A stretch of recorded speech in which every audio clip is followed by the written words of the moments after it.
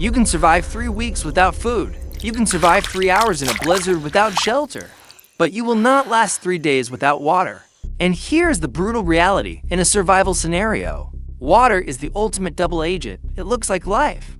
But if you drink from the wrong source without the right protocol, it becomes a biological weapon. Dysentery and giardia are not just stomach aches, they are system failures. They cause your body to purge its own vital fluids, accelerating dehydration and leading to a terminal outcome faster than thirst alone. Most people think, I'll just boil it. But what if you have no metal pot? What if you are at high altitude where physics changes the rules? What if you need to purify 50 gallons for a base camp? Today, I am downloading 10 high-level water purification protocols into your brain. We are going to cover thermal shocks, solar radiation hacks, and how to turn a pine branch into a microscopic sieve. These are not camping tips. They are biological defense systems. You need to stick with me until the very end. Because technique number 10 is the grand finale. It is an industrial secret called the pull shock nuke. It is the most powerful purification method in existence, but it relies on a volatile chemical that can explode if you mishandle it. If you get the ratio wrong, you aren't drinking water, you are drinking poison. Let's get to work. Number 1, the rolling boil altitude rule. You have a fire and a pot. You see bubbles. You take it off the fire and drink it. You have just made a critical error. The science of the false boil. We are taught that water boils at 112 degrees Fahrenheit, 100 degrees Celsius. But that is only true at sea level. As you go higher in altitude, atmospheric pressure drops, and water boils at a much lower temperature. At 10,000 feet, water boils at just 193 degrees. The problem? Many pathogens and hard-shelled cysts can survive brief exposure to that lower temperature. The bubbles are lying to you. The pro solution: you cannot just wait for the first bubble. You must achieve a rolling boil, violent, turbulent bubbles, and maintain it. At sea level, hold it for 1 full minute. Number 2, the SODIS UV Protocol. You have lost your fire starter. You have no fuel. You are in a desert or open field. You can still sterilize water using the sun. The science of radiation, solar water disinfection, or SODIS, utilizes UV irradiation from the sun. This radiation passes through clear plastic and scrambles the DNA of bacteria, viruses, and parasites. It prevents them from reproducing. It is a genetic sniper. But there is a catch. Glass blocks UV. Polycarbonate blocks UV. If you use the wrong bottle, nothing happens. The pro solution: you must use a clear PET plastic bottle. Look for the recycling code number 1. Remove the label. Fill it with water that is free of sediment. It must be clear for the light to penetrate. Lay the bottle on a rock or a reflective surface in direct sunlight for a minimum of 6 hours. If it is cloudy, you need to daze. It creates no chemical taste and requires no work, just patience. Number 3, the Biosand tripod filter. You are staring at a muddy swamp. The water is thick with sludge. If you try to boil this, you are making hot mud soup. You need to filter the particulate first. The visceral mechanics: drinking muddy water damages your kidneys. The sediment acts like sandpaper in your internal plumbing. You need a physical barrier. The pro solution: build a tripod and suspend a container of sock, a pant leg, or a cone of birch bark. You need 3 layers. The top layer is grass or moss. This catches the big debris like bugs and leaves. The middle layer is sand. This traps the fine silt. The bottom layer is crushed charcoal. This absorbs toxins. Pour the dirty water through the top. It will drip out the bottom clear. Warning: this is a filter, not a purifier. It removes the dirt. The viruses pass right through. You must boil this water after filtering. It cleans the water, but it doesn't nuke the biology like the dangerous chemical we will discuss in number 10. Number 4, the Xylem branch filter. You have no containers and no sand. You just have a knife and a pine tree. You can access nature's internal plumbing. The biological sieve: trees drink water from their roots and send it up to their needles through microscopic tubes called xylem. These tubes have pores that act as a membrane to trap air bubbles. But they are also small enough to trap 99% of bacteria like E. coli. The tree is already engineered a filter for you. The pro solution: cut a fresh branch from a pine or gymnosperm tree. Peel off the bark from one end. Insert the peeled end into a piece of tubing or a makeshift funnel. Pour dirty water into the tube or apply pressure. The water will be forced through the wood structure.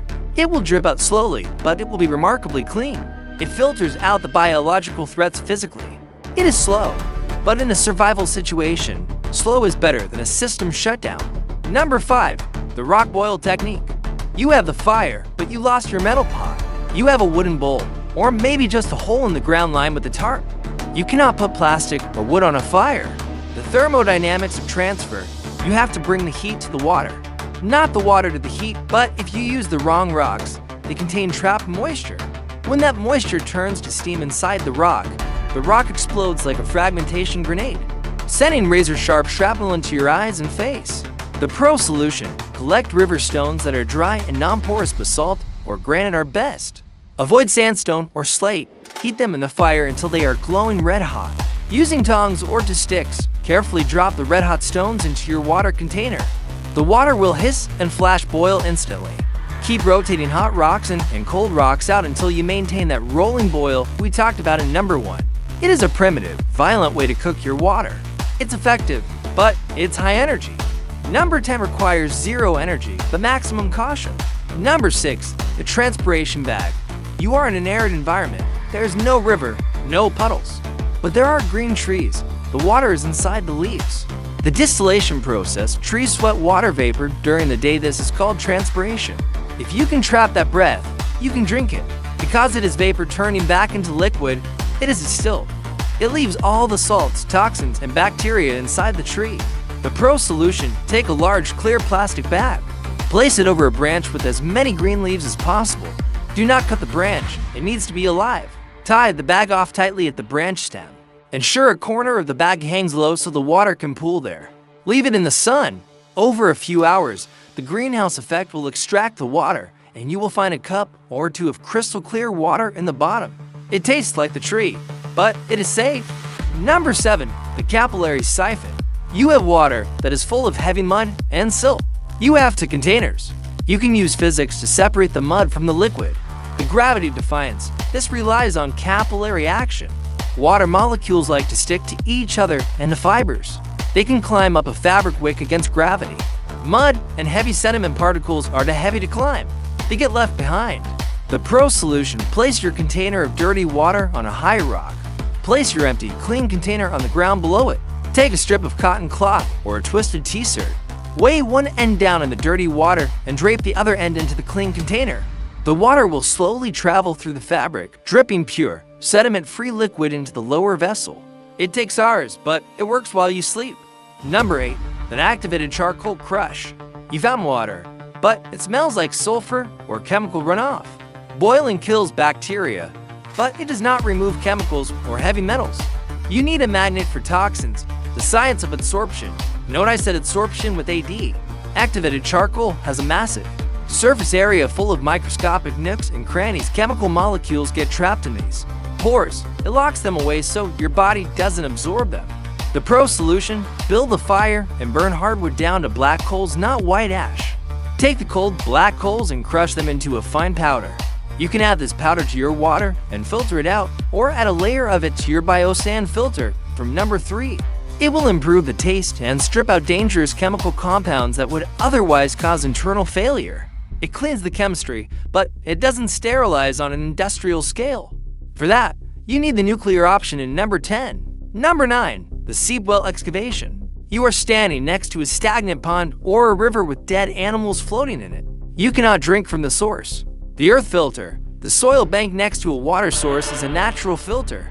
As water moves through the ground, the earth acts like a massive ceramic filter, stripping out large particulate and some bacteria. The pro solution: step back about 5 to 10 feet from the water's edge. Dig a hole deeper than the water level of the river. Wait. Water will slowly seep through the soil and fill your hole. This water will be much clearer and cleaner than the source. Wait for the sediment to settle, then scoop it out. You still need to boil or purify this, but you are starting with a much higher quality resource. Number 10, the pool shock nuke. This is the grand finale. This is the method used by disaster relief agencies when they need to purify thousands of gallons of water instantly. It is the ultimate survival hack, but it carries a high-stakes risk. The concept: bleach has a shelf life, it degrades. Calcium hypochlorite pool shock is a powder that lasts indefinitely. A single 1-pound bag can purify 10,000 gallons of water. It is the most weight-efficient purification item you can carry. The lethal trap: In its granular form, this stuff is corrosive and highly reactive. If you mix it with other chemicals, it can explode. If you get the powder in your eyes, you are blind. If you put the powder directly into your canteen, you will burn your esophagus. You are drinking concentrated poison. The pro solution: you never use the powder directly. You must make a stock solution. Put a tiny amount of powder the size of a grain of rice into a standard water bottle. Shake it until dissolved. Now, you have created a bleach substitute.